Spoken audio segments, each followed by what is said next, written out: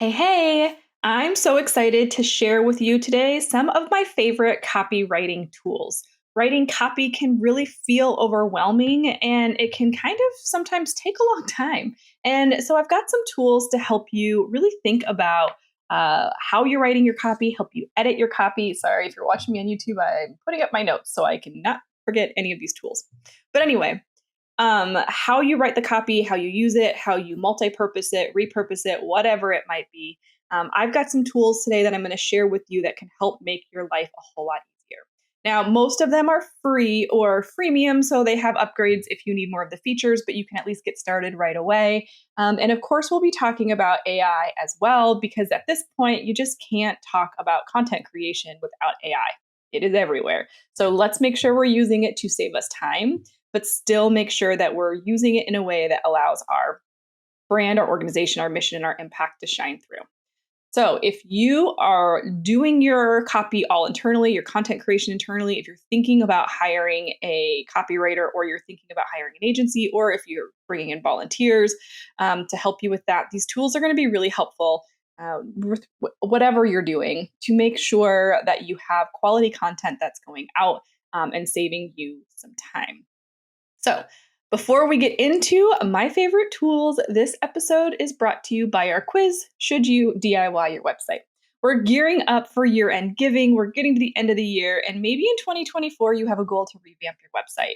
As you're going through the budgeting process, it's a great time to take this quiz. It's going to tell you if, based off of your current budget, your staff, your technology, prowess, if you should do it yourself, if you should do it with somebody, or you should go fully having somebody build it for you. I'm just going to give you tools and resources to help you process all of that along the way so that you can really figure out what 2024 looks like for your website and how you can set it up to showcase and amplify the things that you're already doing in your organization. Okay, so you can take the free quiz at thefirstclick.net/quiz. I hope you'll try it out and learn more about what's going to be the least stressful way to get the website that you need to support your organization. Let's get into the episode. You're listening to the Digital Marketing Therapy Podcast. I'm your host, Sammy Bedell-Mulhern. Each month, we dive deep into a digital marketing or fundraising strategy that you can implement in your organization. Each week, you'll hear from guest experts, nonprofits, and myself on best practices, tips, and resources to help you raise more money online and reach your organizational goals. Okay, so copywriting is something that makes people nervous. We think we have to be super perfect with all of the things, and that's not always the case. Sometimes it's just a matter of getting it going. Now, we talked about a language guide earlier in this month, so definitely want to go back and listen to that episode if you haven't, because it's really going to give you the baseline for the foundation for how you're writing, the tone, who you're writing to, all of those things. So definitely something you're going to want to pay attention to. So check that out. But I have some tools that are going to help you edit once you have started creating that content. So the first ones are really going to be around the long form blog posts that you have on your website. And of course, we'll talk about AI and how it can craft it, but we're going to go with the assumption that you've written an article that you're going to put on your website, and you want to make sure that it's optimized. You want to make sure that it sounds good, and you maybe want to make sure that it's grammatically correct. So the first tool that I love is Grammarly. I love Grammarly. I have used it off and on since the early 2000s. It's a fabulous tool and super helpful. And what I like about it is, it has a desktop app. It also has a Chrome plugin so that it can really be embedded into all of the different places that you're writing copy across the board. One of the things that I like is you can really choose some of the settings. So you can say, I want this to be conversational. I want this to be, this is an informative piece. This is a, education or, excuse me, professional, or like something that needs to be more, why am I losing the word? Academic. Thank you. More academic. So you can kind of set the tone of voice that you want that article to sound. So it will take a look at it from that standpoint. It's going to give you grammar recommendations and tell you, where you need commas and where things are misspelled. And it does do a better job of catching things like there, right? So it's fantastic at that. but it's also going to give you recommendations based off of how you want it to come across with, hey, this sentence is too long, or, there's too many words here that are hard to understand, or you might want to consider reframing things in this way. So it gives you a lot more guidance to make sure that the visitor that you're targeting is getting that language in a way that is helpful for them. It's a great tool. They do have some pro features, but you can do a heck of a lot with the free one. So Grammarly, Grammarly. You've probably heard it before. You've probably used it before and maybe forgot about it, but definitely one worth checking out again. The second one that I love is the Hemingway app. I use it in the web browser, but you can also use it. They have a desktop app. But again, you're just going to copy paste just like you would in Grammarly. You're going to copy paste your article in there. And what I love about this one is it's, again, going to help you a ton with readability. How does it sound? Do you have too many run-on sentences, too many words that are hard to read? We want to remember when people are reading our blog post, they are scanning it mostly at first and maybe diving into the areas that they think are going to be most impactful for them. So what the Hemingway app does is it gives you a grade level. So it says, this is reading at a 9th grade level or at a 5th grade level. We really want to try to target 5th and 6th grade reading level, which I know sounds weird, but it's really because then people that are scanning your website can take in more of that information more quickly. They can really see more of it and understand it faster as they're scanning and scrolling through your page, as opposed to having all of this jargon and things that they have to process and think through and read. Now, of course, there's a time and place where you need to have it be, again, more academic, papers, research, things like that. So there's a time and place for it. But in general, for most of your content, we want it to be roughly a 5th and 6th grade level. And the Hemingway app is going to help you really identify that. And both these apps do a really great job of highlighting the text, making it super easy, saying, this is what you need to change. This is how you need to change it. They really just guide you along the way.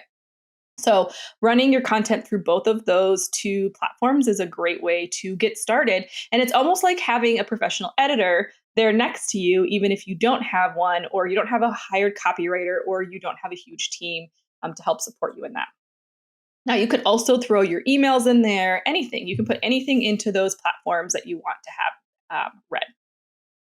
Now, let's jump in. Those are kind of some of my favorite editing tools, but I want to jump into AI and how you can use AI to help with your copywriting in a meaningful way.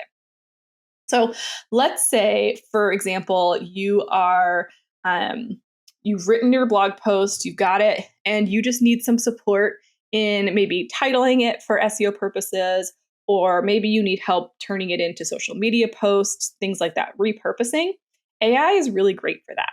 So you can pop your blog post into like a chat GPT and say, here's the blog post. Can you create 4 social media posts alongside, like, to support this post? So it's a great way to take your words and have it turn now into social media content that you can kind of craft and tweak and refine. And that's a huge time saver. You can also ask it to write you headlines, email subject lines, all of those things. You've taken the time to write this really good piece of content. Let AI help you generate some of these smaller chunks that can help keep you moving forward and saving you and your staff time. I also love using it for research. So if you have questions on, or if you want ideas, like, hey, we know we need to do a blog post about pet adoption. Give me 15 ideas. That sometimes will just get the juices flowing in your brain so that you can get started in writing a blog post. Now, you can, of course, have it write you a rough draft, but please, please, please, if you're doing that, make sure that you are really rewriting it in your tone and voice. Grab that language guide. Make sure that the words that you're using are in alignment, or the words that are in that post are in alignment with the organizational language that you use. So that's totally fine, but you're definitely going to want to make sure you tweak, edit, and add some more language to it. That's going to, specifically calls to action and things like that. ChatGPT is definitely the favorite tool that's out there all the time, but pretty much every software that you're using has AI now. So for example, we use Tailwind for our social media scheduling. It has AI built in. We use Canva Pro. Nonprofits can use Canva Pro for free. They have a Magic Write tool that's embedded in there. So just think about, I mean, we use ClickUp for our project management. ClickUp now has an AI add-on that you can put in there. So pretty much everything has AI. So play with the tool that you like the most, and really get good at writing the prompts that are going to help you deliver the content. Remember, it comes back to making sure you know who you're talking to, the tone of voice that you have. All of those can go into prompts to help generate better content that's going to save you time. So again, you're just editing. So let's walk through this workflow really quick, and then I'm going to give you one last kind of premium tool that I'm just starting to play with that I'm loving. So let's say you have a title, you say to ChatGPT, write me a blog post about this. I would then take it and rewrite it in the voice and tone. Then you can pop it into Grammarly and then pop it into Hemingway app to make sure that the readability from a user perspective is strong. Those last two pieces shouldn't take too long. The longest part is going to be the writing, but you've got your foot forward here in a way that's going to really support your organization by kind of using these tools to help you with your copywriting. The last thing is Answer the Public. If not an AI tool, well, kind of an AI tool, but it's a search generator. So if you're looking also for topics and things to talk about, Answer the Public is a great way to do that. It gives you search volume as well as topic ideas, like along the who, what, when, where, why. So you just put in one keyword that you're looking for, and it will help you generate tons of topic ideas that you can then also pop into some of these other tools to help you write content. So the last tool that I want to mention, and these will all be in the show notes, but the last tool that I want to mention is not a free plugin, but it's called Content at Scale. And I've been loving playing with this a lot because we're working on our content strategy for 2024. How much do we want to be putting out there? What does that look like? How many podcast episodes are we going to be doing?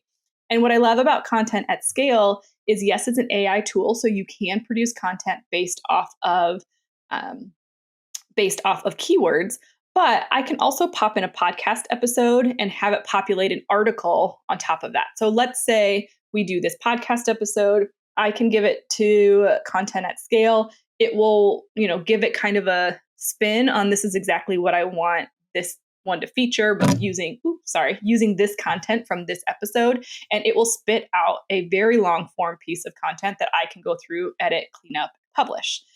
So it's a great way to increase and repurpose my content in ways where now I maybe only have to do 2 podcasts a month.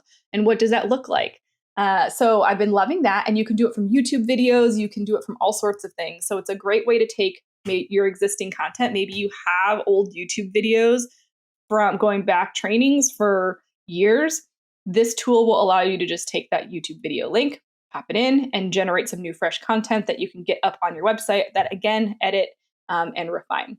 The other thing I like about Content at Scale is it has a very strong SEO presence. And so it gives you tons of resources and guidelines on how to optimize that piece of content to do better for you and your organization, including keywords and all of that good stuff. They have a whole training program inside of it. I'm obsessed with it. It's a newer tool, not necessarily the cheapest, but much cheaper than hiring a professional copywriter to come in and create all of these posts for you. So definitely something to consider. So if you're just getting started with your copy and you want to kind of make sure that it's refined and consistent, definitely check out Grammarly and the Hemingway app. You can do those for free. And then as you grow and scale, thinking about ChatGPT, I definitely recommend starting with your blog post first and then using AI to get used to it to create the repurposed pieces, email subject lines, titles, social media posts. And then you can go farther and farther into it from there once you feel like you've got it under control and you know what your voice sounds like and how you can edit those pieces that you've been creating. So let me know what your favorite tool is that you're most excited to try. Also, let me know if there's a tool out there that I didn't mention that you've been loving. I've been trying to not go too heavy into the tech world right now because there's so many cool new apps that are coming out. So it can be a time suck, as we all know. But these are a few of my favorites that I'm loving right now. So check them all out in the show notes and email me hello@thefirstclick.net if you've got a favorite tool that I missed from this list, and I'll add it to the show notes as well. For now, thank you so much for listening to this quick episode.